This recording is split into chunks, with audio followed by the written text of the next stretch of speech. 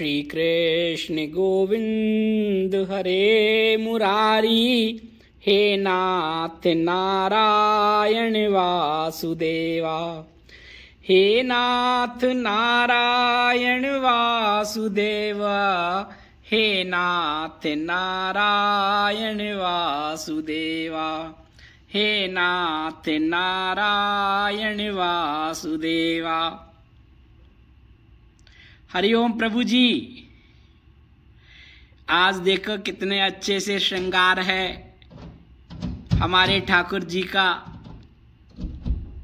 नित्य नया श्रृंगार होता है, आनंद होता है, प्रार्थना होती है, पूजन होता है, और ये बताया था ना, आधार होता है। आपको दर्शन करा दिए। यहां देखो ये पुष्प है, दूबा है, बेलपत्र है, शिव और शक्ति का युगल रूप है। अब हम लोग बातें कर लेते हैं, आज का संवाद करते हैं। हरिओम। आज का संवाद एक बार फिर आपके मन की बातें और हमारे मन की बात। प्रभु जी, पिछले 3 दिनों से हम लोग हिमालय के योगी स्वामी विश्वबंधु गिरी जी के साथ जो सत्संग हुआ, जो संवाद हुआ, उसे आप लोगों ने देखा और सुना। बहुत सारे मैसेज आए। मेल पर ज्यादा आते हैं, कमेंट तो फिर भी लोग कमेंट में सीमित बातें करते हैं, लेकिन मेल में सब बात करते हैं। और आपको हमारी मेल आईडी पता है, yatrakatha77@gmail.com। तो लोगों ने लिखा कि बहुत अच्छा लगा, लेकिन आवाज बहुत धीमी थी, इसलिए उसका पूरा आनंद नहीं ले पाए, कुछ सूत्र उन्हें समझ में नहीं आए। और कुछ ऐसे भी मैसेज आए, कुछ ऐसे भी कमेंट्स आए कि उन्होंने उन सूत्रों को लिखकर भेज दिया कि देखो ये उन्होंने कहा और ये मिला। तो ये प्रभु जी, यहाँ तो तकनीकी दिक्कत है ही, लेकिन आप लोग किससे सुनते हैं, कैसा है, कैसा इंस्ट्रूमेंट है, इससे भी आवाज का फर्क होता होगा, ऐसा मुझे लगता है। कई लोगों ने लिखा कि आप दोबारा बता दीजिए कि उन्होंने क्या क्या कहा। प्रभु जी, वो तो बहुत लंबा हो जाएगा, फिर 3 पार्ट आपने दिखे, फिर 3 पार्ट हमें और बनाने पड़ेंगे। प्रभु जी, एक बात तो लोगों ने पूछी भी है, स्वामी जी ने बताया भी है। देखिए, इतनी उम्र में 100 वर्ष की अवस्था के आसपास, जिनके बारे में कभी कुछ है नहीं किसी सोशल मीडिया पर, और वो अगर अपने जीवन की बातें आपको बताता है, और जब हम ये कहते हैं कि हम इसलिए जानना चाहते हैं कि लोगों को इससे प्रेरणा मिलेगी, तो वो जो जीता है उसे बताने की कोशिश करता है, लेकिन बहुत कम शब्दों में। ऐसा मैंने बहुत से महापुरुषों के सानिध्य में रह के जब उनसे पूछा, तो मुझे महसूस हुआ कि वो केवल संकेत में बताते हैं। स्वामी जी ने बताया कि एक दिन वो शाम को उन्हें नींद सी आ रही थी, और शाम को ही नींद आई और वो लेट गए। उन्हें अपना होश नहीं रहा। अचानक ऐसा हुआ, एक तेज प्रकाश आके उनके शरीर के अंदर प्रवेश कर गया, और वो हड़बड़ाकर उठ बैठे। आंख खुल गई उनकी, देखा चारों तरफ कोई भी नहीं, अंधेरा।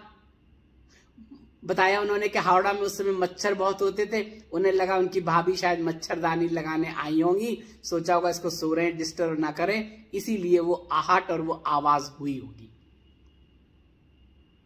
दोबारा फिर वो सो गए, दोबारा फिर वही हुआ। उनके शरीर में कुछ हलचल हुई, ऐसा लगा कुछ हुआ, और वो उठ के बैठ गए, चिल्लाने लगे। इस बार तो वो डर गए, और जब चिल्लाने लगे तो उनके भाई आए, उन्होंने पूछा क्या हुआ, उन्होंने बताया कि ऐसा ऐसा कुछ हुआ। तो उन्होंने कहा चुपचाप लेट जाओ, सो जाओ, कुछ नहीं हुआ है, तो बचपन से ही ऐसे करते रहे हो। लेकिन भाई था ना छोटा, प्रेम तो था ना, तो वो उसके पास आकर लेट गए, उसको अपने से चिपका लिया कि शांत हो जाओ, तुम डर गए होगे। यानी बचपन से ही उन्हें कुछ ना कुछ होता रहता था, जीवन में कुछ घटता रहता था। कई लोगों के साथ होते हैं, हम कहते हैं इसको नजर लग जाती है, ये पता नहीं क्या सोचता रहता है, ये पता नहीं कहां रहता है, कहां खोया खोया रहता है, इस तरह की बातें करते हैं हम किसी किसी को लेके ना। उनके संग बचपन से ही कुछ होता जा रहा था, धीरे धीरे कुछ डेवलप हो रहा था, पात्रता तैयार हो रही थी, उनको संसार में उतना रस नहीं आ रहा था, दूसरी तरफ के रस जो है उसकी प्यास उनके अंदर बढ़ती जा रही थी, और घर वालों को महसूस होता था कि ये कुछ ना कुछ करता है, और फिर उसको लाइटली लेते हैं कि तुम तो खुद लगातार परेशानी करते रहते हो हमको। कई लोग कहते हैं इसको बीमारी मारी कुछ नहीं है, बस बीमारी कुछ कहता मुझे ये परेशानी ये परेशानी ये परेशानी, डॉक्टर कहता कुछ नहीं है, टेस्ट कहते कुछ नहीं है, सबको परेशान करता है, करती है, इस तरह की बातें भी होती हैं। तो उनको बचपन से घट रहा था प्रभु जी, पात्रता तैयार हो रही थी, प्यास हो रही थी, तड़प हो रही थी, कोई रास्ता नहीं था, मार्ग नहीं था, कोई मार्गदर्शक नहीं था, कोई गुरु नहीं था, किससे पूछे, इसलिए अपने आप में ही सब चल रहा था, अपने आप में ही घट रहा था, और घट इसलिए रहा था कि उसकी फिल्म तो पहले से बनी रखी थी, फिल्म का केवल टेलीकास्ट हो रहा था। मैं आपको सब तरह की बातें बताता हूं, सब मार्ग की बातें बताता हूं, लेकिन अंत में ये बताऊंगा सब कुछ पहले से तय होता है। ये रंगमंच है, नाटक हो रहा है, सब अपने अपने पात्र को निभा रहे हैं, अभिनय कर रहे हैं, लेकिन स्क्रिप्ट तो पहले से लिखी हुई है सब, क्या होगा आगे क्या होगा। जो पहली बार पिक्चर देखता है ना, नाटक देखता है ना, तो वो उसी में जीने लगता है, कुछ अच्छा नहीं हो रहा किसी नायक के साथ, नायिका के साथ, रोने लगता है, प्रार्थना करता भगवान इसके संग ऐसा ना हो, इसे रास्ता बता देना, इसे दिखा देना। उसके दुख में दुखी हो जाता है, उसके सुख में सुखी हो जाता है, और सोचता है अब आगे ऐसा होगा ऐसा होगा ऐसा होगा। इधर स्क्रिप्ट राइटर बैठा है, बराबर में से डायरेक्टर बैठा है, दोनों हंसते हैं। वो कहते हैं हंसते क्यों हो? वो कहता है ये होगा, स्क्रिप्ट वाला कहता है ये होगा, और वही होता तो कहता अरे तुम्हें कैसे पता है, तुम ज्योतिषी हो क्या? वो हंसता है, स्क्रिप्ट तो मैंने ही लिखी है, मुझे पता है अगला डायलॉग क्या होगा। डायरेक्टर कहता है कि देखो अभी इसको, वो कोई सीन देख के एकदम हो जाते हैं कि जरा सा ऐसा हो जाता तो बच जाता है भगवान। डायरेक्टर हंसता है, कहता अभी ये होने वाला है, और वो होता है तो कहता अरे तुम्हें कैसे पता है? कहता है डायरेक्ट तो मैंने किया है, अभी मुझे सब अंत तक पता है मुझे क्या होगा, सब कुछ पूर्व निर्धारित है, हमें पता नहीं होता है, घटता रहता है। ये बहुत इंटरेस्टिंग विषय है, लेकिन इसको समझने से पहले कि सब कुछ पहले तय है, बिना उसकी मर्जी के पत्ता भी नहीं हिलता है, लेकिन इसको बहुत गहराई से समझना चाहिए, इसका बहुत गूढ़ अर्थ है। उसको जानने से पहले अपने आप को जानना होगा, इस जगत को जानना होगा, जगदीश्वर को जानना होगा, तब हमें समझ में आएगा स्क्रिप्ट तो हमारे गर्भ में ही लिखी गई थी।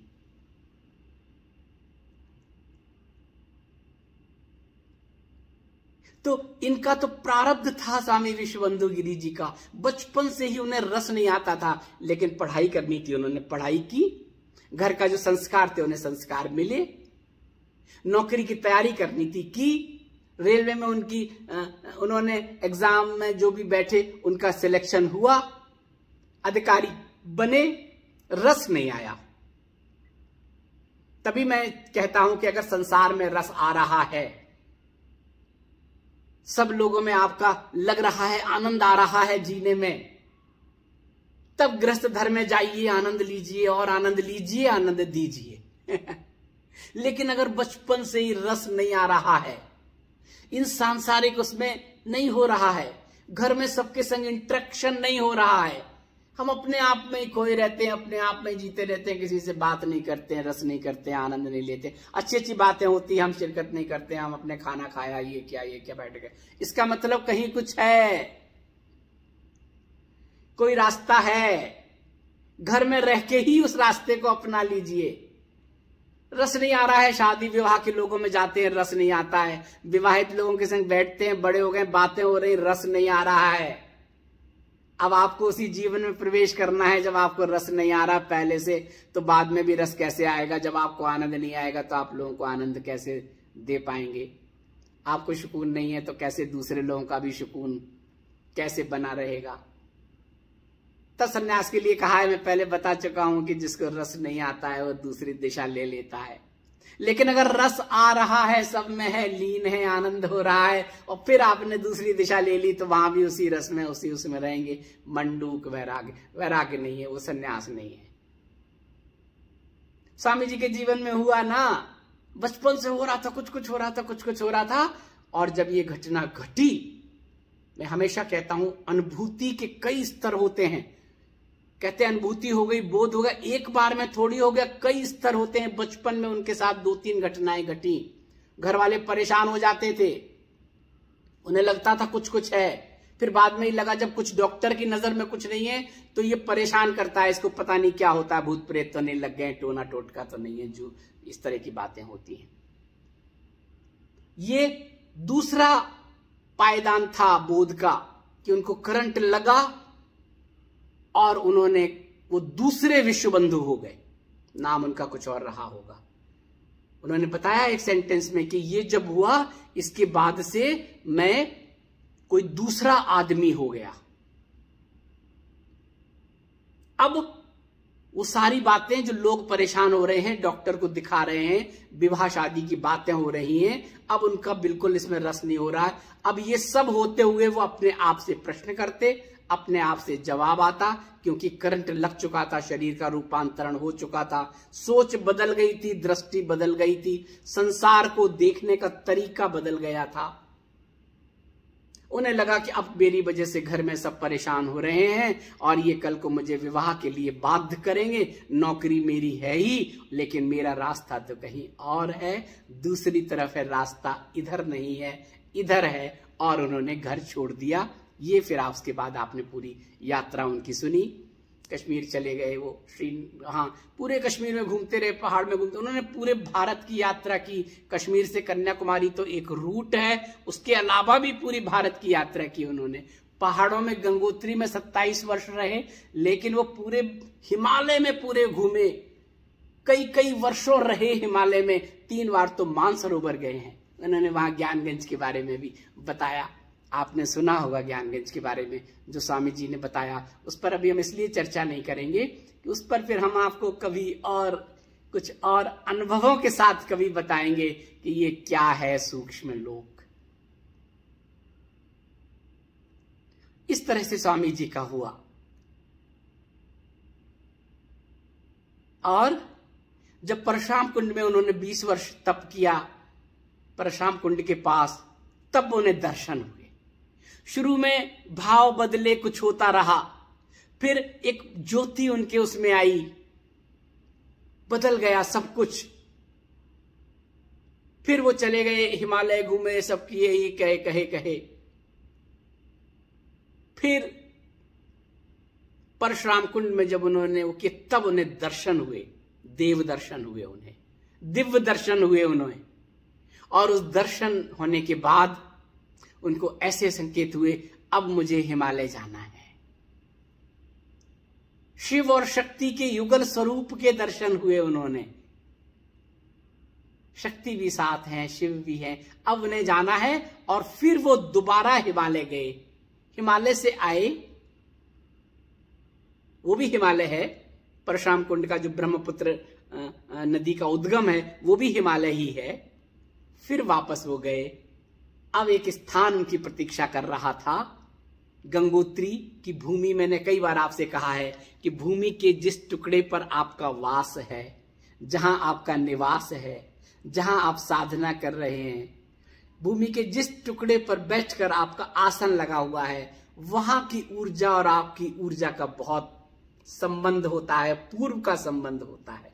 जब हम कहते हैं सब कुछ रिपीट टेलीकास्ट होता है, स्थान भी वही होता है पूर्व का कहीं, जहां अनुभूतियां होती हैं, जहां की वाइब्रेशन, जिस मिट्टी में, जिस क्षेत्र में हम होते हैं, बैठे हैं, साधना कर रहे हैं, ग्रस्त में रह रहे हैं, जीवन जी रहे हैं, वहां से हमारा कुछ पहले का लेन देन होता है और वही हमें अनुभूतियां होती हैं। तब चले गए वो गंगोत्री में, गंगा जी के किनारे एक कुटिया में रह के 27 वर्ष रहे, एक ही कुटिया में, एक ही निश्चित क्षेत्र पर, एक ही भूमि के उस टुकड़े पर जहां की ऊर्ध्वगामी ऊर्जा ने उनकी प्यास को शांत किया। सारे प्रश्नों के उत्तर उन्हें वहीं मिल गए। अपने आप में रहने लगे, अपने आप से प्रेम हो गया उन्होंने, और अपने आप से जब प्रेम हो गया तो वो चीजों को जो संकल्प करते थे उसको देखने लगे, और वो वाइब्रेशंस लोगों तक पहुंची, और पूर्व का जिनसे लेना देना था वो उन तक आए, उन तक पहुंचे, उसी भूमि पर, उससे कभी वो लोग भी उस भूमि में रहे होंगे, उनसे मिले, ज्ञान लिया, अपने अपने जगह चले गए, ग्रस्त में रहते हुए, ग्रस्त का पालन करते हुए, अपने बच्चों के साथ रहते हुए, माता पिता पत्नी के पति के साथ रहते हुए, उन्होंने उसको फिर डेवलप किया। ऐसा होता है प्रभु जी। कई लोगों के साथ ऐसी घटनाएं घटी। स्वामी विशुद्धानंद जी की बहुत बात होती है। स्वामी विशुद्धानंद जी परमहंस, उनको भी क्या हुआ, ऐसी तो हुआ था, स्क्रिप्ट तो पहले से लिख गई थी गर्भ में, पूर्व था, प्रारब्ध था, आए, कुछ हाव भाव उनके अजीब से थे, कुछ अजीब सा उनका व्यवहार था, उनको भी लोग कहते थे कुछ तो असामान्य है, असाधारण था। उस असाधारण को, यूएसपी को लोग असामान्य समझने लगते थे, और एक बार पागल कुत्ते ने उनको काट लिया, पागल कुत्ते ने उनको काट लिया। अब क्या होता है, लोग कहते हैं अब तो ये पागल कुत्ते ने काट लिया, अब तो कुछ और हो जाएगा, और हम लोग अपनी तरह से सोचते रहते हैं। तभी एक संत का उनके जीवन में प्रवेश हुआ, उसने उनको स्वस्थ कर दिया, कर नहीं दिया, स्वस्थ तो थे ही, उसका तो उनको असर होता ही नहीं, लेकिन उनके आशीर्वाद से, उनके शुभाशीष से उनको सामान्य कर दिया और कुछ दे दिया, दवा के साथ कुछ और दे दिया, और विशुद्धानंद दूसरे हो गए, स्वामी विश्वनाथ गिरी की तरह। लोगों के साथ बहुत हुआ है। हम आपसे तपोवनी माता की बात करते हैं। तपोवनी माता जी को कई बार जीवन में हुआ। अब आप कहेंगे इतने वर्ष की उम्र पे रही, वहां पे भक्ति किया, उडुपी में रही, कृष्ण मठ से जुड़ी, हिमालय आई, अलग अलग जगह वर्षों वर्षों रह के फिर तपोवन में गई। तपोवन में उन्हें कुछ मिला, तपोवन में जो मिला वो तो सत्य का साक्षात्कार हुआ, लेकिन उसके पायदान तो, सीढ़ियां तो शुरू से थी, उन्हें बचपन में ही हो गया था। एक बार वो बीमार हो गई थी, और बीमार होके उनको डॉक्टर ने कहा बचने का कोई तरीका नहीं है, अब ये जीवन नहीं रहेगा। डॉक्टर्स नहीं थे, पर्याप्त साधन संसाधन नहीं थे, घर में ही लेटे रहना, महीनों तक वो एक बेड पर ही लेटी रही। डॉक्टर ने, जो वैद्य होते थे, अलग अलग तरह की बीमारियां बता दी, ये बीमारी है, ये बीमारी है, ये बीमारी है, ये तो जीवन भर रहने वाली बीमारी है शरीर की, जब तक शरीर चल रहा है चलाओ, उसके बाद तो कोई फायदा नहीं है। घर वालों ने भी सोच लिया कि अब क्या कर सकते हैं, सारे उपचार कर लिए, प्रार्थना कर ली, भगवान से कह दिया, अब भगवान के सहारे छोड़ दिया, जो हो सो हो। उन्होंने भी मन में सोच लिया जब मुझे इतनी बीमारी ही है, ऐसी बीमारी ही है कि मैं ठीक नहीं हो सकती है, मेरा जीवन इतना ही है, तो उन्होंने मन में आया कि ठीक है, भगवान की इच्छा है, अगर भगवान यही चाहते हैं कोई बात नहीं। अब वो हर समय ईश्वर को याद करने लगी, हर समय। कहते हैं ना, किसी से कह दिया अब तुम्हारे पास कोई सहारा नहीं है, कुछ भी नहीं है, सारे उपाय कारगर नहीं हुए, तो अंत में वो भगवान का सहारा लेता है, वो दृश्य शक्ति का सहारा लेता है, उस अदृश्य शक्ति का सहारा लेता है। नाम उसके कुछ भी हो, धर्म कोई भी हो, वर्ग कोई भी हो, तथ्य तो एक ही है जो हम सब में है। कहते हैं हम सब का रंग लाल है खून का, किसी भी धर्म का हो, इस सृष्टि पर जो भी है सभी तो हमारे परिवार के लोग हैं। कोई अच्छा है, कोई बुरा है, कोई कुछ है। अंतिम सत्य क्या है? अभी संक्रमण काल में हो रहा है, सब अपने अपने भगवान को याद कर रहे हैं। ये भगवान अब तुम्हारा ही सहारा है, ये जो हो रहा है हम तो कुछ कर ही नहीं सकते हैं, सेवा भी नहीं कर पाते हैं अपनों की, जिनको तुम अपने जाल में फंसा लेते हो। अब माता जी पूरी तरह से ईश्वर पर छोड़ दिया उन्होंने, और तबीयत दिन पर दिन और बिगड़ती गई। लेकिन भगवान कहते हैं ना, स्क्रिप्ट तो लिखी हुई थी कि अभी कोई आएगा, बीच में किसी एंट्री होगी किसी की, देवदूत की। कहते हैं ना फिल्मों में, कोई बहुत स्थिति विषम हो गई, अचानक किसी की एंट्री हो गई, सब कुछ बदल गया। स्क्रिप्ट तो पहले से लिखी थी, कोई आ गया जान पहचान का। उसने कहा क्या हुआ सुभद्रा को? उन्होंने कहा ऐसे ऐसे हुआ, बहुत समय हो गया, अब तो डॉक्टर ने कह दिया भगवान के भरोसे है। उसने कहा भगवान के भरोसे नहीं, हमें तो करना चाहिए प्रयत्न ना, इसको अस्पताल में एडमिट करो। उन्होंने कहा हमारे पास साधन संसाधन नहीं है। अस्पताल में भी जाके दिखा लिया, दिखा नहीं लिया, इसको अस्पताल में रहने दो, इसको दवा के गहन उसमें रहना है, क्योंकि मेरा अपना अनुभव है। और उनको ले जाके साधन बन गए, संसाधन बन गए, अस्पताल में जाके एडमिट करा दिया। बहुत समय तक अस्पताल में रही और वहां से स्वस्थ होके वापस आ गई। लेकिन इस दौरान उनका चश्मे का नंबर बदल गया, उनकी दृष्टि बदल गई, उनकी सोच बदल गई, उनका पुनर्जन्म हो गया। बचपन में ही उन्हें लगा मैं तो ईश्वर में, अब तो मैं पूरी तरह से वो हो गई थी, मुझे तो जाना था। अब अगर ये जीवन रह गया है, अगर अब मुझे इस बीमारी से मुक्ति मिल गई है, अगर अब मैं स्वस्थ हो गई हूं, तो मुझे ईश्वर के लिए ही काम करना है। ईश्वर ने ही तो मेरा जीवन बदला है, ईश्वर ने ही वो हमारे किसी परिजन को यहां भेज दिया, वो ईश्वर के ही दूत बनकर आ गए। और मैं जो बिल्कुल उसमें हो गई थी, परिवार वाले अवसाद में जाने लगे थे, सबको हो गए, लेकिन मेरा जीवन तो अब ये ईश्वर के लिए है। अब मेरी अपनी कोई इच्छा अपेक्षा नहीं है।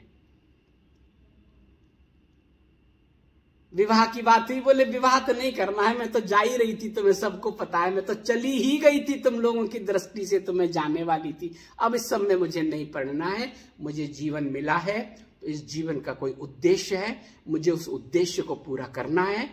और उन्होंने धीरे धीरे धीरे धीरे करके वो मठ से जुड़ी और यात्रा हुई और सागर से लेके हिमालय के उच्च शिखर पर पहुंची और तपोवन में उन्हें सत्य का ज्ञान हुआ।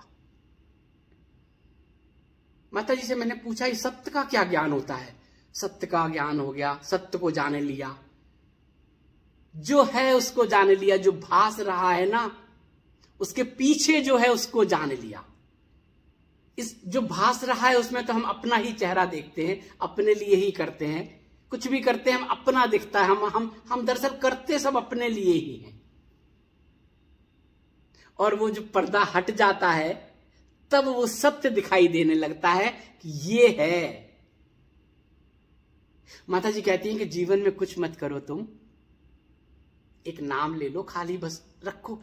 अगर सगुण मान लो तो कृष्ण राम जो देवी जो भी मान लो, निर्गुण मान लो तो निर्गुण मान लो, सत्ता मान लो, जो भी मान लो। लेकिन जब हम गृहस्थ में हैं, इस कली काल में हमें कर्म करना है, अपनी जिम्मेदारियों का निर्वाह करना है, परिवार का पालन पोषण करना है, तनाव रहित रहना होगा। और तनाव रहित कैसे रहें? माता जी बोली सत्य का एक अर्थ समझ लो कि जिसने सत्य के साथ जीना सीख लिया उसने भगवान को जान लिया, और नहीं जाना तो जान लेगा, बोध भी होगा, भगवान को प्राप्त भी होगा, तनाव मुक्त होगा और ग्रस्त में रहकर अपनी जिम्मेदारियों का सही तरीके से पालन कर पाएगा। अगर केवल भक्ति भाव के साथ, सत्य के साथ रहना सीख ले, सच के साथ रहना सीख ले। हम पहले बता भी चुके हैं, माता जी की पुस्तक में भी लिखा है, हम सत्य बोलना शुरू कर लें। सुबह से शाम तक हम कितने बार झूठ बोलते हैं, जाने अनजाने, ग्रस्त में रह के बिला वजह झूठ बोलते हैं। बोलना तो है ना, बहुत बोलना, झूठ बोलते हैं। बैठे हैं, कोई बात नहीं कर रहा है, आपको बोलने की बहुत आदत है, कुछ भी आपने कह दिया, फिर बातें हुई, पता चला 1 घंटे में हमने तो कितने सारी झूठा बोल दिया।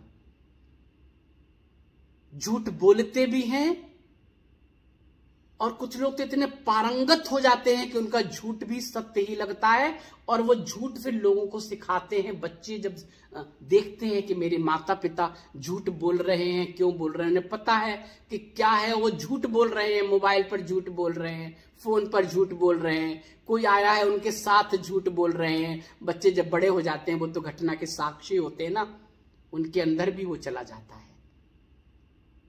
माता जी कहती हैं सारे तनाव का कारण झूठ बोलना है, और एक जब झूठ बोलते हैं, उस झूठ को छुपाने के लिए हम और झूठ बोलते हैं, और झूठ बोलते हैं, कहानियां गढ़ लेते हैं। सत्य के साथ जिसने चलना सीख लिया, कुछ समय तक परेशानी होगी, तनाव मुक्त हो जाएंगे। घर हो, परिवार हो, दुकान हो, ऑफिस हो, कारोबार हो, जो भी क्षेत्र में हो, जब हम झूठ बोलते हैं और झूठ में जीते हैं, घर आते हैं, तो वही झूठ हमें परेशान करता है। फिर हम सोचते हैं अब इस झूठ को सच बनाने के लिए क्या करें, अब ये करें, ये तिकड़म करें, ये जोड़ तोड़ करें, ये मैनिपुलेशन करें, ये करें। तनाव में रहते हैं रात भर, दूसरे दिन फिर उसको चलने लगते हैं। माता जी का कहना था तपोवन में जाके उन्हें समझ में आया सत्य क्या है। अगर हम सत्य के साथ रहने लगे तो समझो हम ईश्वर के साथ रह रहे हैं। सत्य के साथ रहने लगे तो ये जो पर्दा हमारे तरफ लगा हुआ है चारों तरफ, जिसमें हम सत्य को नहीं देख पाते हैं, हम अपने आप को ही देखते हैं। और जब हम अपने आप को ही देखते हैं तो हम अपने लिए काम करते हैं। हम लोगों से इच्छा, अपेक्षा, स्वार्थ सब अपने आप को देखने से ही होता है। इसलिए अगर हम सत्य के साथ जीने लगे, 30 दिन कोई सोच ले। माता जी तो 9 महीने की बात करती थी कि 9 महीने तक, घर में 9 महीने रहते हैं ना, 9 महीने तक अगर हम ये सोच के देख लें कि मुझे केवल और केवल सत्य बोलना है, कैसी भी स्थितियां हो, कैसी भी परिस्थितियां हो, मुझे जो भी परिणाम हो मैं सत्य बोलूंगा। ढिंढोरा नहीं पीटूंगा, गाऊंगा नहीं कि मैं ऐसा हूं अंदर से, अभी तक मैं ऐसा था, अब मैं ये नहीं, कुछ नहीं करूंगा। अब वर्तमान में रहकर सत्य के साथ रहूंगा। अगर मुझसे कोई पूछ रहा है तो मैं सत्य बोलूंगा, कोई बात हुई तो मैं सत्य बोलूंगा। पीछे का शटर बंद, इतिहास भूगोल को सामने लाने की जरूरत नहीं है, केवल सत्य के साथ चलने की जरूरत है। तनाव मुक्त हो जाएंगे, रात में नींद आएगी अच्छी सी। नफा हो, नुकसान हो, जो वो हमें सत्य के साथ रहना है। बताया था हमने आपको, गांधी जी ने जो सत्य के प्रयोग किए थे, कितनी विषम परिस्थितियां आई थी, लेकिन बाद में थोड़े समय में सुकून और शांति हो गई थी। ऐसा है प्रभु जी। तो अभी हम बात वही कर रहे थे कि जिनको बोध हुआ, तो बोध अनायास नहीं होता, बोध के स्टेप होते हैं। भगवान बुद्ध को बोध गया में वृक्ष के नीचे बैठकर बोध हो गया, संबोधि हो गई। एक दिन में हो गया क्या? बचपन से था राजकुमार, राजा के यहां जन्म, लेकिन स्क्रिप्ट लिखी हुई थी, तब लोग स्क्रिप्ट को जान लेते थे और बता देते थे। राज ज्योतिषी ने बता दिया था इसके संग ऐसा होगा, और एक समय आएगा या तो इधर जाएगा तो शीर्ष पे पहुंचेगा, इधर जाएगा तो भी शीर्ष पर पहुंचेगा। उसने उस स्क्रिप्ट को पढ़ लिया था जो लिखी गई थी गर्भ में, और पिता ने सोचा हम इसको मौका ही नहीं देंगे कि सन्यास बनने, विरक्ति की तरफ जाए। सारे संसाधन समाधान सब दे देंगे, राजमहल बढ़िया बढ़िया, 4 दीवारी से बंद, पहरेदार, जहां मर्जी आए घूमो, जाओ आओ, ऐश करो, जो भी करो। और वहीं तो वो बाग में एक जामुन के वृक्ष के नीचे बैठे थे। उस जामुन के नीचे, वृक्ष के नीचे बैठते ही उनको पहली अनुभूति हुई थी, उनका जीवन बदल गया था। उस सब में रस नहीं आने लगा था उसके पास, रस में डूबे थे ना पूरी तरह से रस में, इस सब में यश और ऐश्वर्य के साधन संसाधन उनके चारों तरफ थे। लेकिन उस जामुन के वृक्ष के नीचे कुछ ऐसी घटना घटी,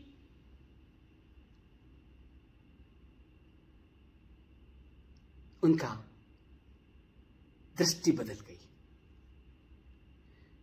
ऐसा एक जगह उल्लेख है कहीं पर कि कोई बाग था ना, बाग में घूम रहे थे, जामुन के नीचे बैठे हुए थे, कोई जीव अपने तरीके से जा रहा था, वो उसको तरफ देख रहे थे, उनका ध्यान था। तभी कोई एक वृक्ष से कुछ गिरा, मुझे ठीक से याद नहीं क्या गिरा, उसके ऊपर गिरा,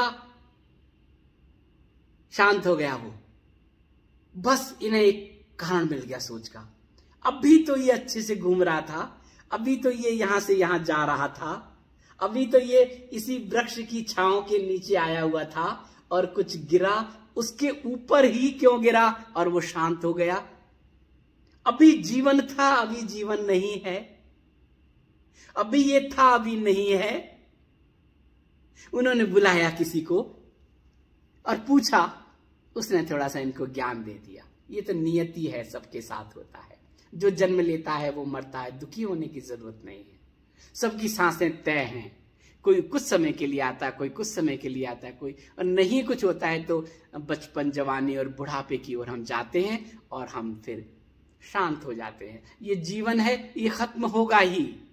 अब उनके मन में हो गया, क्या अमृत तो नहीं मिल सकता, क्या जीवन अमर नहीं हो सकता, क्या ऐसा नहीं हो सकता कि हम हमेशा के लिए रहें।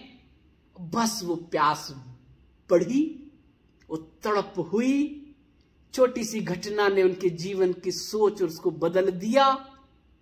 अब रस नहीं आने लगा, अब पहरेदार का पहरेदारी इससे कोई फायदा नहीं, वो बाहर आने लगे, घूमने लगे, उन्मुक्त रहने लगे, अंदर ही अंदर होता रहा, बताते नहीं थे। और बाद में फिर आपको सब पता है क्या घटनाएं देखी, क्या शव देखा, क्या हुआ, और एक रात्रि वो सब छोड़ के चले गए।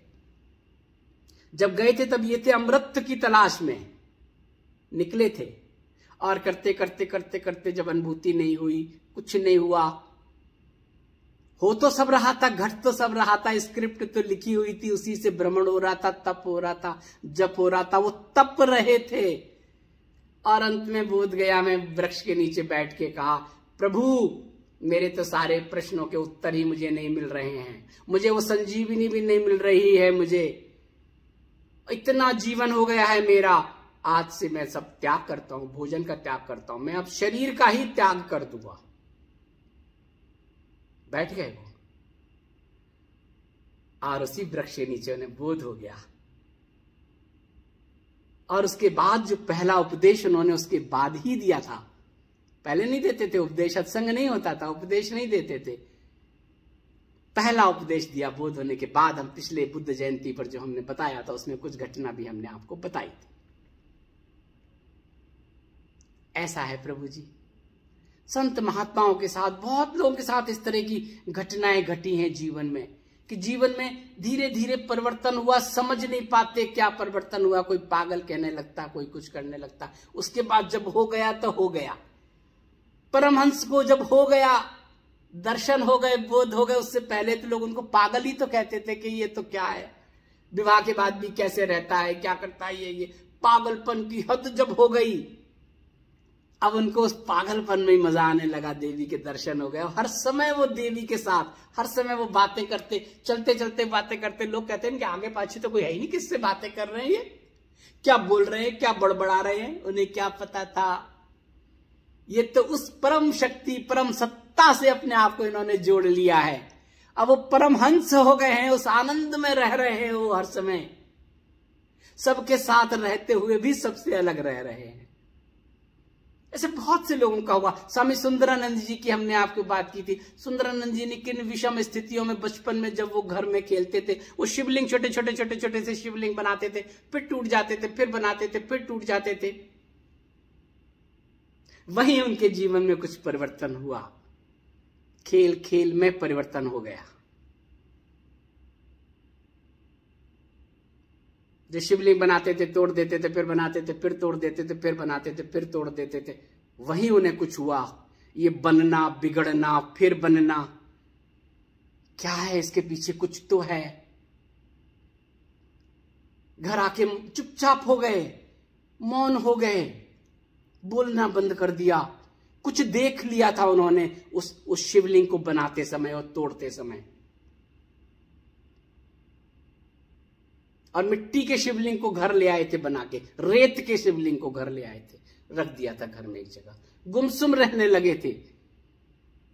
बाद में उन्होंने कहा इसके अंदर क्या है, मैं शिवलिंग ही क्यों बना रहा हूं, ये क्या है, फिर किसी ने उनके जीवन में कोई आया, अचानक किसी की उसने बताया ये क्या है शिव और शक्ति का स्वरूप।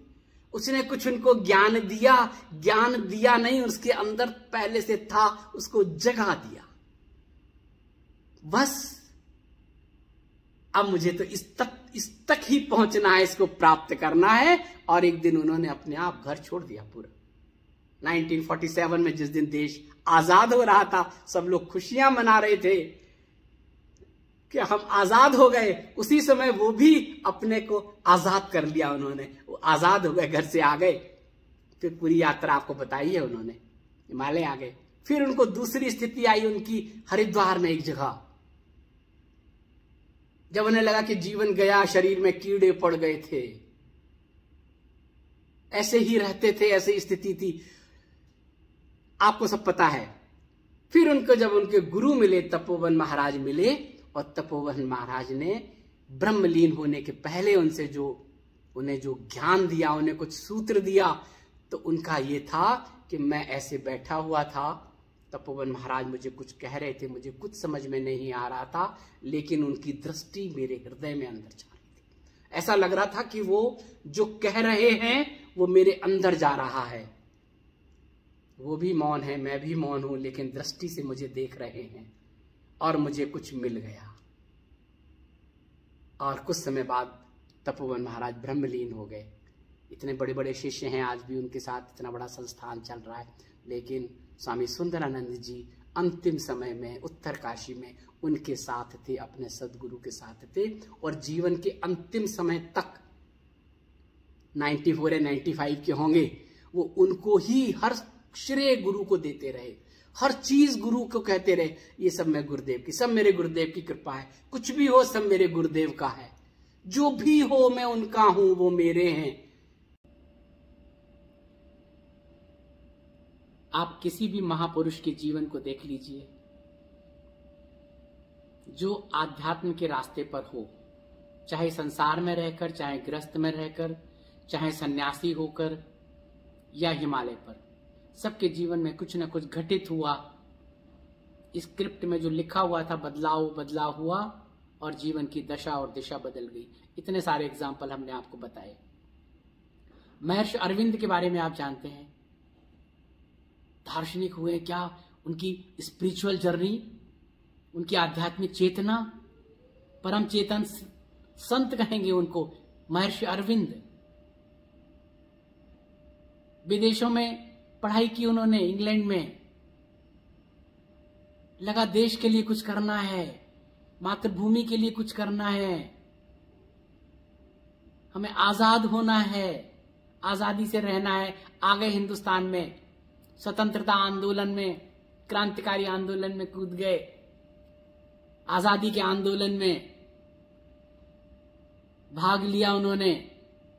उन्हें लगा कि ये तो हमारी भूमि, हमारी धरोहर, अगर हम नहीं कुछ करेंगे, आजाद नहीं होंगे, तो हमारी धरोहर नष्ट हो रही है। इसके लिए पहले तो हमें आजाद होना होगा, अपने पैरों पे खड़ा होना। और उन्होंने आंदोलन में भाग लिया, बहुत सारे उनके ऊपर केस हुए, जेल भी गए।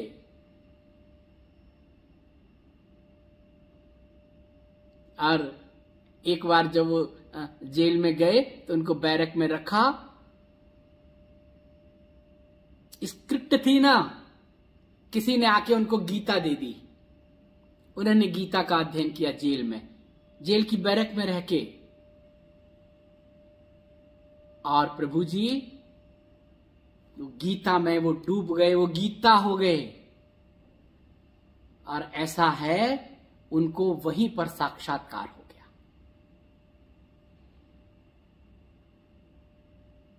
उनको ऐसा भी बताते हैं कि उनको कृष्ण भगवान ने उनको वहीं दर्शन दिए, जेल के अंदर उस बैरक में। उनके जीवन की दशा और दिशा बदल गई। बाहर आके उन्होंने सब छोड़ दिया, जो तक करा जला अलख जगा दी, बीज बो दिया, अपना एफर्ट्स डाल दिया। उसके बाद बस आके शांत हो गए, चले गए, बैठ गए एक जगह। जब किया तब किया साधना, लिखा कितना उन्होंने, महर्षि कहलाए, महर्षि अरविंद। मेरे कहने का मतलब है कि ये सब जितने भी लोग हुए हैं, अनुभूति से पहले या अनुभूति के दौरान ये हमारे आपके बीच में ही तो रहे हैं, हमारे आपके घर में ही तो रहे हैं। उससे पहले उन्हें कौन जानता था? आज भी आपके घरों में आपके बच्चे जो उस असाधारण क्षमता के साथ आए हैं, उनको ऑब्जर्व किया करो।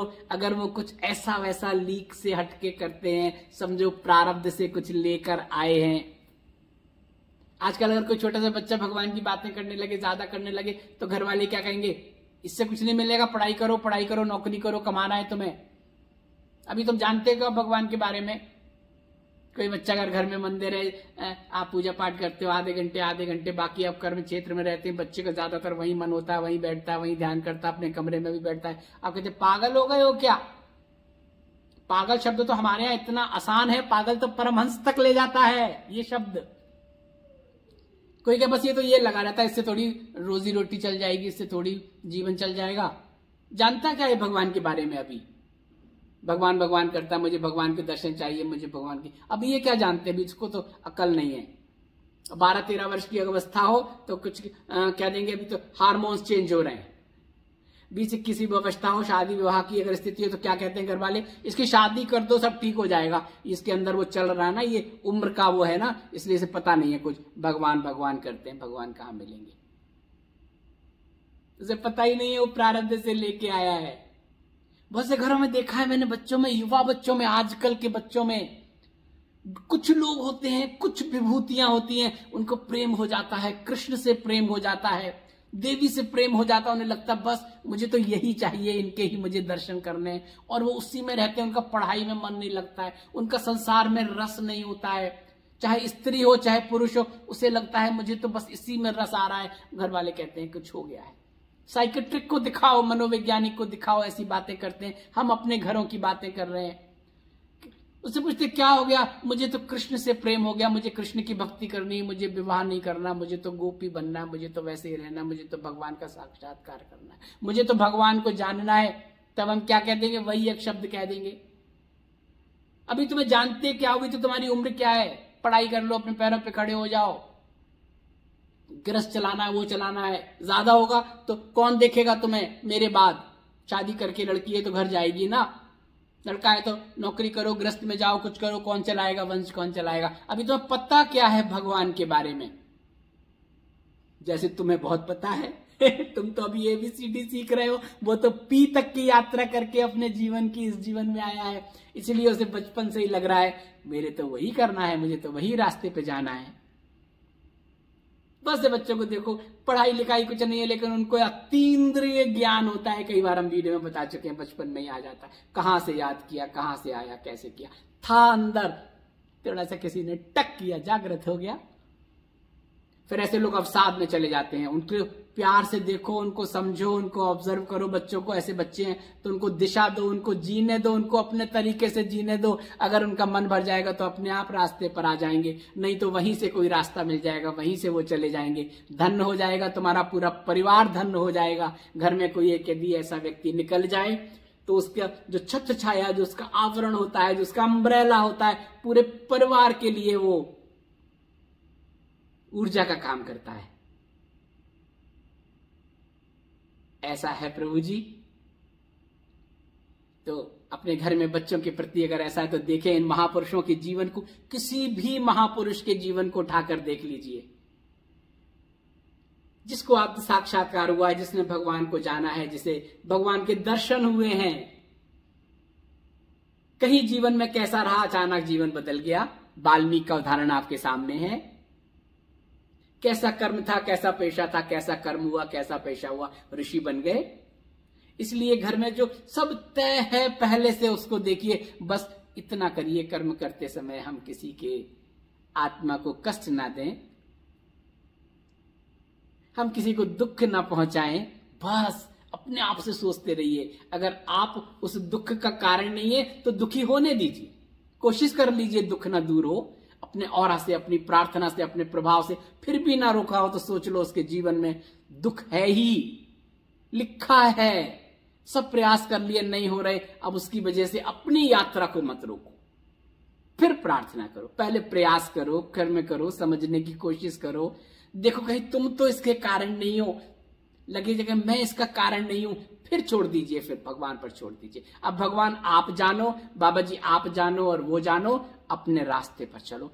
आप भी अगर कोई उसी संसार में जीना चाहता है, उसी छोटे से कुएं के मेढक में ही रहना चाहता है, कुएं से बाहर ही नहीं निकलना चाहता है, आप भी उसमें हो, आप बाहर निकल आए हो, आप उसे कोशिश करो बाहर निकालने की, नहीं निकल रहा है तो प्रभु से प्रार्थना करो, प्रभु आप इसके संबल बन जाओ, आप इसको निकाल रहे हैं, जब तक इसका भोग है कुएं का लेने दो, इसको रस लेने दो, लेकिन आप दोबारा कुएं में मत डूबना। देख लेना आप कारण तो नहीं है। जितने भी महापुरुष हुए हैं, सन्यासी हुए हैं, विरक्त हुए हैं, कोई ना कोई कारण बना है घर में, कुछ ना कुछ अवरोध हुआ है, कुछ अपयश यश हुआ है, और वो बाहर निकले। उसके बाद उन्होंने संसार में, खुले संसार में हवा ली, उस संसार को जाना, जगत को जाना, जगदीश्वर को जाना, और फिर अंदर आ गए, फिर सबके लिए समान हो गए, विकरण करने लगे। ऐसे होते हैं महापुरुष।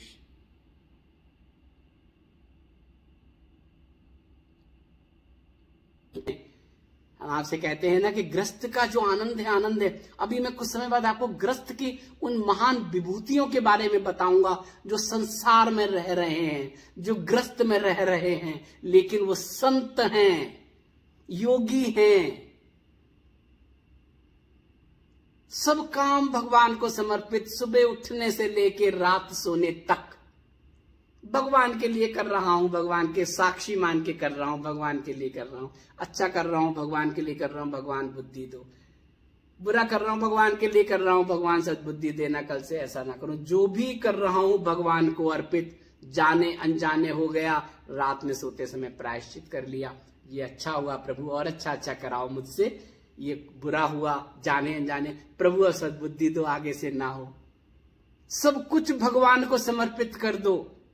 और अगर बहुत अच्छे परम चेतन संत सदगुरु अगर आपके जीवन में आए हैं, या आप उनसे दीक्षित हैं, जिनके सानिध्य में आने से आपका रूपांतरण हुआ है, जिनके सत्संग से आपके जीवन में बदलाव हो रहा है, आप भयमुक्त हो रहे हैं, बस उसको ही अपने जीवन में अपना लो, सब कुछ उस पर समर्पित कर दो। सब उनका ही है, सब उनकी कृपा से हो रहा है, अब वही संभालेंगे अच्छा बुरा जो भी हो रहा है। मैं तो अपनी बुद्धि और विवेक से कार्य कर रहा हूं, कर रही हूं, परिणाम मेरे हाथ में नहीं है, लेकिन जो भी परिणाम है उसको मैं एक्सेप्ट कर ले रहा हूं, कर ले रही हूं।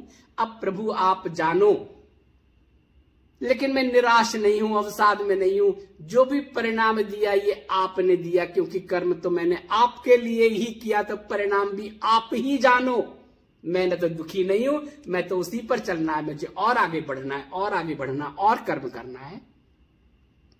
अब सफलता मिल गई तो भी बहुत खुश होने की जरूरत नहीं है, पहले नहीं मिली तो अवसाद में जाने की जरूरत नहीं है, अब मिल गई तो बहुत सुखी होने की, खुश होने की जरूरत है। प्रभु आपने दे दिया, कर्म आपके लिए ही तो था, अब आप ही खुश हो लो तो मैं भी खुश हूं, आपके लिए ही तो था। और इस तरह से जीवन की अनुकूल प्रतिकूल परिस्थितियों में आप आनंद में रह सकते हैं। गुरु को समर्पित कर दो, अगर गुरु उस तरह का चेतन है जिसके सानिध्य में आके आपका रूपांतरण हुआ है, परिवर्तन हुआ है।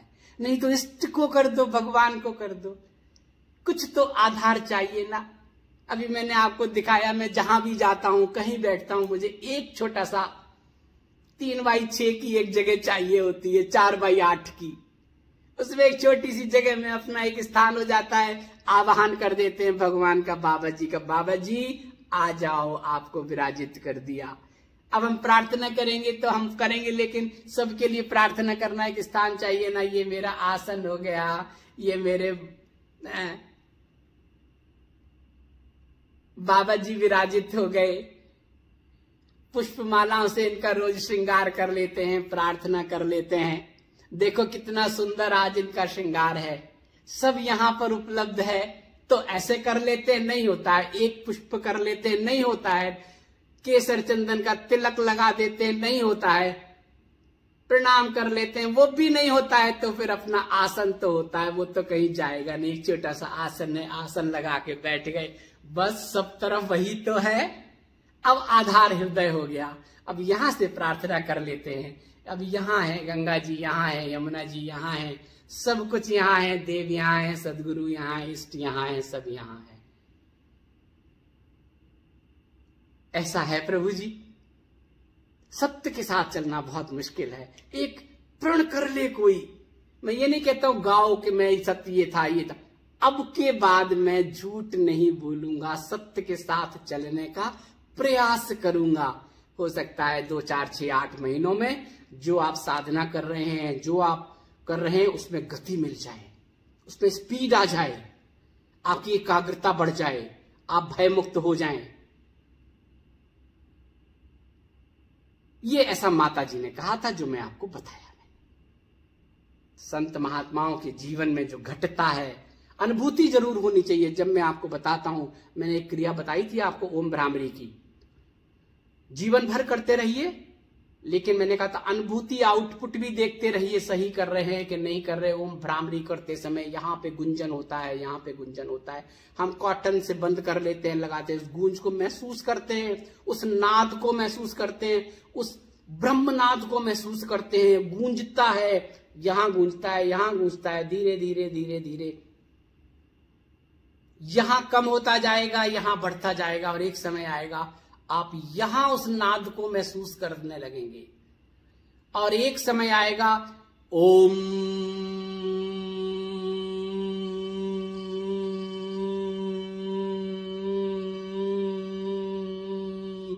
ये नाद पूरे शरीर में गूंजने लगेगा। कान बंद है, पूरे शरीर में, सहस्त्रार से लेके मूलाधार से लेके नाखूनों तक रस रस में ये गूंजने लगेगी। जब आप बैठेंगे ये नाद होने लगेगा, और 5 मिनट बाद जब आप बंद कर देंगे ओम भ्रामरी को, बैठेंगे तो भी वो गूंजता रहेगा बहुत समय तक। इको जैसे आवाज देते हैं कहीं खाली जगह में, और वो वापस आता है ओम। कुएं में आवाज देते हैं तो वापस आती है आवाज बंद होने के बाद भी। ये अगर आउटपुट हो रहा है तो आप सही कर रहे हैं, नहीं तो करने में कुछ तो है, कुछ तो आपको भाव नहीं बन रहा है, कुछ तो एकाग्र नहीं रह रहा है। ओम करते समय भी आप कहीं और है। इसीलिए कहा है अपने आप को यहां केंद्रित कर लो, आज्ञा चक्र पर। कुछ नहीं करना है, सामान्य बैठना है, गहरी सांस लेना है।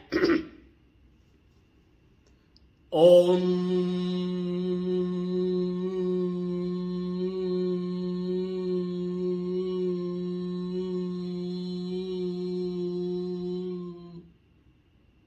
मैं तो बातें करते करते बता रहा हूं ना कि जब गहरी सांस लोगे तो देर तक कर पाओगे।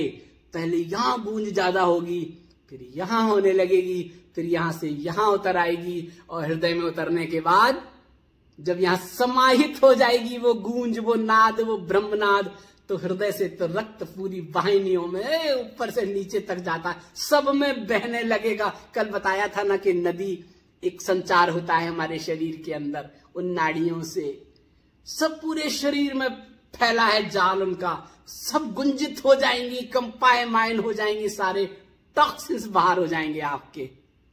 व्हाइट ब्लड सेल जो काम करते हैं ना, वो करने लगेंगे। ऐसा होता है प्रभु जी।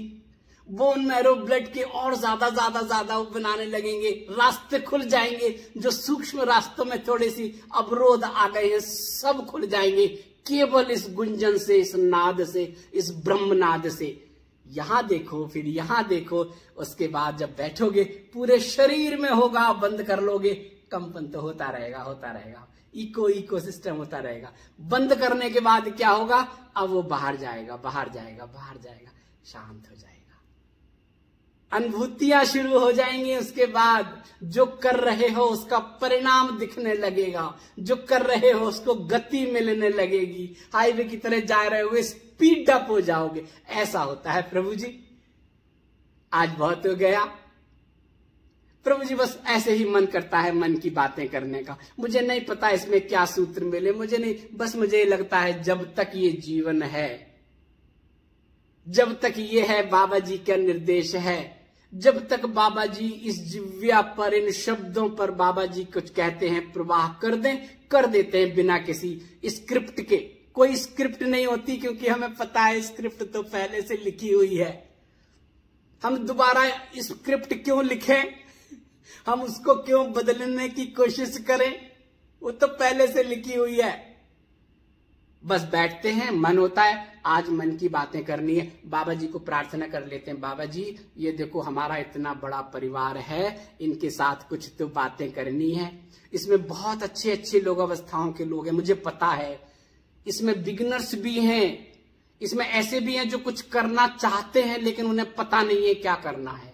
ऐसे भी हैं जिनके पास कोई दिशा नहीं है, ऐसे भी हैं जो थोड़ा सा आगे बढ़ गए हैं, ऐसे भी हैं जो भक्ति मार्ग की एक बहुत अच्छी स्थिति पर पहुंच गए हैं, ऐसे भी हैं जिन्हें ज्ञान का बहुत है, उन्होंने बहुत कुछ पढ़ा है, वेद उपनिषद हमारे पुराण सब पढ़ा है, उनको बहुत ज्ञान है। ऐसे भी हैं जो ध्यान की एक स्थिति पर पहुंच गए हैं, ऐसे भी हैं जो क्रिया योग की तीसरी सीढ़ी पर है, ऐसे भी हैं जो योग के रास्ते पर हैं। यानी इन चारों मार्गों पर हमारे साथ ऐसे लोग भी जुड़े हैं जो अभी तल पर हैं, ऐसे भी हैं जो कहीं एक आध सीढ़ी आगे पहुंच गए हैं। इसलिए कोई स्क्रिप्ट नहीं होती है, बस मन की बातें होती हैं। आपको जहां है, जिस रूप में है, कोई सूत्र मिल जाए तो जोड़ लीजिए, वैल्यू एडिशन कर लीजिए। कोई एक मत एक बात नहीं करते, हम तो सब जुड़े हैं, सबकी बात करते हैं, सबके लिए प्रार्थना करते हैं। और प्रार्थना आप भी करें, शुरू वहीं से करें। सबसे पहले इस जीवन को जिसने ये शरीर दिया है, गर्भ में जिसका मिला है, उस गर्भ के लिए, उस जिसका वो गर्भ है उसके लिए, माता पिता के लिए, उसके बाद पति या पत्नी के लिए, क्योंकि उससे ही तो फिर आपका वंश आगे चला है। आप अगर सन्यासी हैं तो सन्यास गुरु के साथ आगे जाते हैं, फिर जो आपके शिष्य होते हैं वो आपका परिवार होता है। ग्रस्त में होते हैं तो पति या पत्नी आपका परिवार होता है। आप उनके लिए प्रार्थना करते हैं, क्योंकि उनके साथ हमने इस समाज में थोड़ा सा यात्रा तय की है, रास्ता तय किया है। और अगर संतान है तो उस संतान के लिए करते हैं कि इनको हम लाए हैं, प्रभु इनको आत्मनिर्भर बनाने तक हमारी जिम्मेदारी है। अब आत्मनिर्भर बना दिया, शिक्षित कर दिया, अब ये अपना जीवन अपनी तरफ से जिए, इसलिए उनके लिए प्रार्थना है। सबके स्वस्थ रहने की प्रार्थना है, सबके कल्याण की प्रार्थना है। उसके बाद हमारे भाई बहन जो हैं, जो परिवार हमें मिला, ये परिवार, ये बच्चे हमारे पूर्वज होते हैं। इसको जिस दिन हमने समझ लिया, सब खत्म हो जाएगा। मेरा तेरा आवेश, ये अच्छे बुरे भावना, क्रोध, आवेश सब खत्म हो जाएगा। ये समझ के देख लो कि ये मेरे बच्चे मेरे ही पूर्वज हैं। जैसे मैं अपने माता पिता के लिए सोचता हूं, ये भी कोई उनके भी पूर्वज हैं। हमारे भाई बहन अपना लेन देन पूरा करने के लिए आए हैं, लेकिन ये हमारे ही तो पूर्वज हैं, हमारे ही उससे जुड़े हैं। अंदर जाएंगे जीव के अंदर के और जन्मों को जब देखेंगे, स्कैन करेंगे तो पता चलेगा, अरे ये तो हमारे, ये थे, ये हमारे दादा थे, ये हमारे नाना थे, ये हमारे उनके हुए ये थे। अब इस रूप में आ गए अपना लेन देन पूरा करने के लिए। क्रोध नहीं आएगा, आवेश नहीं आएगा, रिएक्शन नहीं होगा, अच्छा बुरा नहीं होगा। उसी तरह से भाव करें जैसे हम अपने दादा दादी के साथ व्यवहार करते हैं। फिर हमारे पड़ोसी, हमारा पड़ोस भी तो ऐसे नहीं मिलता है, वो भी पहले से डेस्टिन्ड होता है, उनके साथ भी कुछ पूर्व का लेना देना होता है, तभी हमें वैसे पड़ोस मिलते हैं। कभी अच्छा मिलता है, कभी बुरा मिलता है, कभी अनुकूल में, अच्छा बुरा तो होता ही नहीं कुछ, कभी अनुकूल मिलता है, कभी प्रतिकूल मिलता है। फिर हम जिस सोसाइटी में रहते हैं, फिर हम जिस देश में रहते हैं, फिर पूरी पृथ्वी के भूभाग के लिए सभी तो अपने हैं। सबके लिए प्रार्थना करें, हम तो इसी उससे करते हैं, सबके लिए प्रार्थना। ये देखो बाबा जी बैठे हैं आपके सामने, आप सबके लिए प्रार्थना करते हैं, आप भी प्रार्थना किया करें। आवेश कहते हैं ना, नियंत्रण करें, विकारों पर नियंत्रण करने का संकल्प लें प्रार्थना के साथ। जब भी प्रार्थना करें, अपने लिए जब प्रार्थना करें, अपनी साधना शुरू करें, अपने नियम शुरू करें, तब प्रार्थना करें, प्रभु जी इस विकारों पर नियंत्रण हो हमारा। सब हमारे ही तो अंदर है, तो प्रभु जी आनंद लीजिए। अब आप, मुझे पता है मैसेज आएंगे, कुछ भी करें आप कहें, हमें तो आनंद आता है, क्योंकि परिवार है, परिवार के लोगों के साथ क्या आनंद। मुझे लगता है आप लोग भी तो हमारे कुछ पूर्वज ही हैं, सब बहुत अच्छी अच्छी स्थिति में भी हैं, शुरुआत भी कर रहे हैं, वो भी कर रहे हैं, सब बाबा जी से जुड़े हैं। आपके सारे हरिओम बाबा जी के लिए आते हैं, आपके सारे मैसेज बाबा जी के आते हैं, आपका प्रणाम होता है बाबा जी के पास आता है। सबसे पहले प्रार्थना करते समय कहता हूं, बाबा जी देखो इतने सारे लोगों ने आपको हरिओम भेजा, देखो इतने सारे लोगों ने आपको प्रणाम किया, इतने सारे लोगों के साथ आपके भाव जुड़े, अब आप उनको कुछ वापस तो दोगे ना, रिटर्न गिफ्ट। तो जो आया है, जिस भाव से आया है, उसी भाव से वापस भेज दो, तरंगों के माध्यम से, अपने पार्षदों के माध्यम से उनको शक्ति दो, उनको धैर्य दो, वो अपने विकारों पर नियंत्रण कर सके, ऐसी उनको सद्बुद्धि दो, विवेक से कार्य कर सके। यही तो हम प्रार्थना करते हैं। प्रार्थना कभी निष्फल नहीं जाती, फलीभूत होती है। आप भी कीजिए, हम भी करें। आप सब ऐसे ही तो नहीं जुड़ गए हैं, कुछ तो है जिसने जोड़ा है। लेकिन बहुत इच्छा ना करें, बहुत अपेक्षा ना करें, ना यूट्यूब से करें, ना हमसे करें, बाबा जी से करें। जो भी करना है आज है, कल नहीं होगा। जब तक है तब तक है, हम सब जानते हैं। जो भी आया है वो जाएगा। तो ये भी जो माध्यम है, आज माध्यम है, कल ये माध्यम नहीं हो सकता है, कोई दूसरा माध्यम हो सकता है, इसकी जगह कोई और ले सकता है। इसलिए जब तक है हम तब तक आनंद में ले लीजिए, जब तक है तब तक रस ले लीजिए। और बहुत से लोग हमारे जीवन का गीत भूल गए, कहते दोबारा सुनाओ, दोबारा सुनाओ। दोबारा नहीं सुनाएंगे, लेकिन कुछ कुछ लाइनें, जब कोई सत्संग होगा, कोई संदर्भ लगेगा, तब कुछ कुछ लाइनें आपको सुना दिया करेंगे। और शुरू की 4 लाइनें तो आपको पता ही है। याद तुम्हें आएगी मेरी जब मैं दूर चला जाऊंगा, पास बुलाओगे तुम अपने, पर न कभी मैं आ पाऊंगा। तब मेरे इन संवादों को, तब मेरे इन बोलों को तुम जीवन में अपना लेना। यदि ऐसा कर पाओ तो याद मुझे तुम तब करना, याद मुझे तुम तब करना। हरिओम, हरिओम प्रभु जी। आज इतना ही। कल फिर किसी विषय पर लेकर, कल किसी सब्जेक्ट पर, जो भी होगा, जो बाबा जी कराएंगे, आपके साथ संवाद होगा। हरिओम।